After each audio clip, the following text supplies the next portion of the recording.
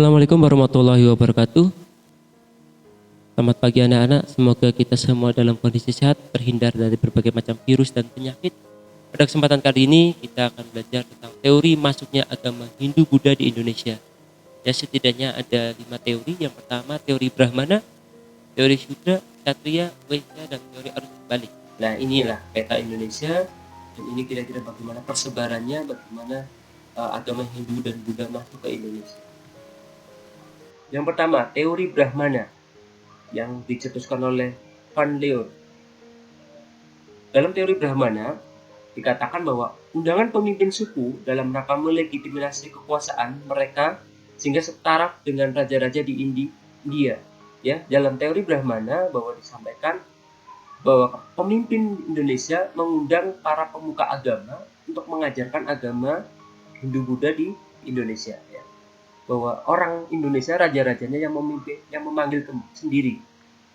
Dalam teori ini dikemukakan oleh J.C. Van Leeuwen bahwa para Brahmana datang dari India ke Indonesia berdasarkan undangan dari pemimpin suku guna melegitimasi kekuasaan mereka sehingga setingkat dengan kekuasaan raja-raja India.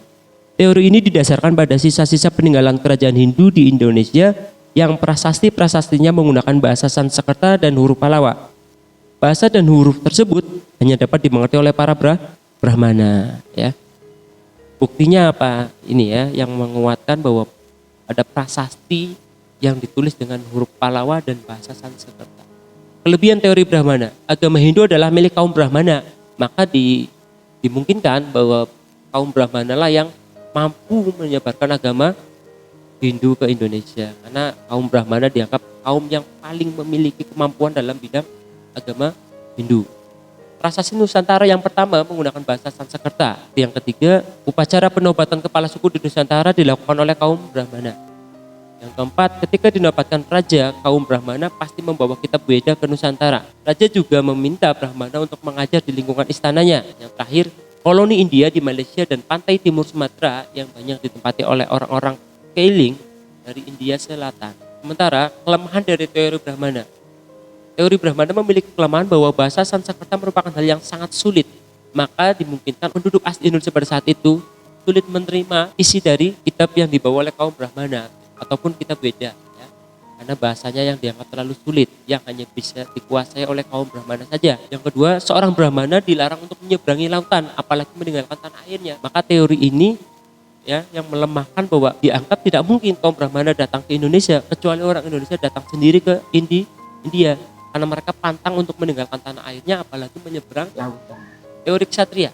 Teori Ksatria dikemukakan oleh F.D.K. Bose ya, dan Burke, Mukherjee, dan J. Munz. Biasanya Bose yang paling dianggap mempunyai kekuatan dalam teori Ksatria. Teori ini berdasarkan bahwa di India sering terjadi peperangan antar golongan pada masa lampau, sehingga mereka yang telah jenuh dengan peperangan pergi meninggalkan India dan beberapa dari mereka sampai ke Indonesia.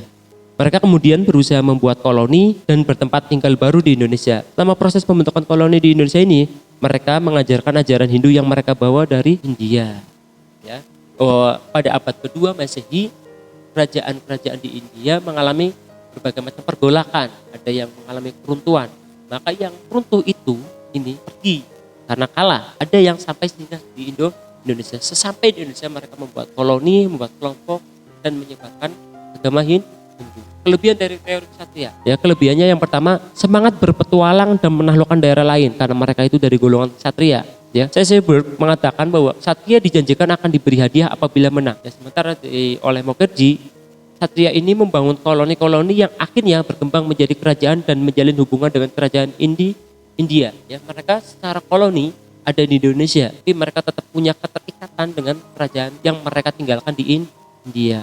Sementara menurut Munz, pada abad kelima, banyak para ksatria yang melarikan diri karena peperangan di India. Ini kelebihan teori yang mendukung. Sementara kelemahan dari teori ksatria yaitu yang pertama, tidak adanya bukti tertulis bahwa telah terjadi kolonisasi oleh para ksatria Hindu yang berasal dari India. Ya, belum ada bukti yang tertulis bahwa mereka mengkolonisasikan diri di Indonesia. Ksatria tidak menguasai bahasa Sanskerta dan huruf Pallawa, maka dianggap mereka tidak menguasai agama Hindu, kurang begitu menguasai, karena yang dianggap mampu menguasai agama Hindu yaitu dari kaum Brahmana.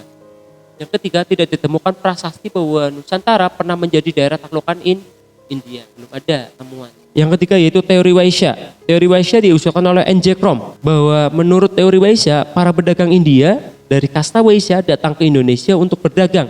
Mereka datang dan bermukim di Indonesia. Selama mereka bermukim, mereka aktif melakukan hubungan sosial dengan penduduk asli Indonesia dan menyebarkan agama mereka, yaitu agama Hindu. Mereka berdagang awalnya iring berinteraksi dengan masyarakat lokal Indonesia, mereka sambil mengenalkan agama Hindu. Ya, hubungan perdagangan ini diikuti dengan hubungan kebudayaan seperti agama, sistem pemerintahan, sosial, dan budaya. Kelebihan dari teori Waisya yaitu sumber daya alam yang sangat banyak di Nusantara membuat para Waisya tertarik untuk bertransaksi jual beli di Nusantara. Ya, mereka tertarik untuk berdagang di Indonesia. Sementara kelemahannya bahwa teori Waisya adalah para pedagang yang termasuk dalam kasta Waisya tidak menguasai bahasa Sanskerta dan huruf Pallawa yang umumnya hanya dikuasai oleh kaum Brahmana. Sama seperti teori Kshatriya tadi, bahwa dalam agama Hindu kaum Brahmana yaitu kaum yang paling menguasai agama Hindu. Keempat, ada teori Sudra yang oleh Van Weber. Menurut Van Weber, teori ini menyatakan bahwa agama Hindu masuk ke Nusantara dibawa oleh kasta Sudra. Kasta Sudra itu kasta yang dianggap paling rendah, para budak biasanya. Mereka datang ke Nusantara dengan tujuan mengubah kehidupan mereka karena di India mereka hanya hidup sebagai pekerja kasar. Mereka datang ke Indonesia atau dijual ke para saudagar dibawa ke Indonesia. Kelebihannya dari teori Sudra bahwa semua orang ada pada kasta Sudra pasti ingin memperbaiki hidupnya karena mereka merupakan kasta terendah, maka ingin kehidupannya menjadi lebih baik. Salah satunya yaitu dengan pergi ke tempat lain seperti ke Nusantara atau ke Indonesia. Sementara teori ini dilemahkan oleh satu, kasta Sudra umumnya tidak memiliki ilmu karena mereka dari kasta paling rendah, jadi dianggap tidak memiliki cukup pengetahuan ataupun pendidikan. Yang kedua, tidak menguasai bahasa Sanskerta atau huruf Pallawa. Yang ketiga, biasanya jika ada budak maka ada tuannya. Maka jika dipastikan ada kasta yang lebih tinggi dari Sudra yang membawa kasta Sudra ke Nusantara. Karena mereka hanya seorang budak, maka mesti ada yang membawa. Siapa? Saudagar atau pedagang. Yang terakhir yaitu teori arus balik, ya, yang dikemukakan oleh F.D.K. Bos juga dan Posedes, ya. Ada orang lain namanya Posedes. Pengaruh India dikembangkan oleh bangsa Indonesia sendiri. Bangsa Indonesia yang memiliki kepentingan di India datang dan belajar agama Hindu Buddha di sana. Lalu mereka kembali dan mengajarkannya pada masyarakat Indonesia. Itu namanya arus balik. Bahwa persebaran agama Hindu menurut ahli tidak hanya dilakukan satu arah. Membawa agama Hindu dari India datang kemudian setelah tiba di Nusantara mereka menyebarkan agamanya pun bahwa orang Indonesia yang berdagang ke India, ya, saudagar Indonesia yang berdagang ke India juga di sana mereka dapat pelajaran atau belajar agama Hindu. Kelebihan dari teori ini bahwa hanya ada kemungkinan bahwa para bangsawan di Indonesia datang ke India dan belajar agama dengan tujuan agar dapat membentuk kekuasaan di Indonesia. Sedangkan kelemahannya yaitu bahwa pada masa itu masyarakat Indonesia masih bersifat pasif, dianggap terlalu pasif. Maka kemungkinan mereka datang ke India itu dianggap sangat kecil, itu kelemahannya.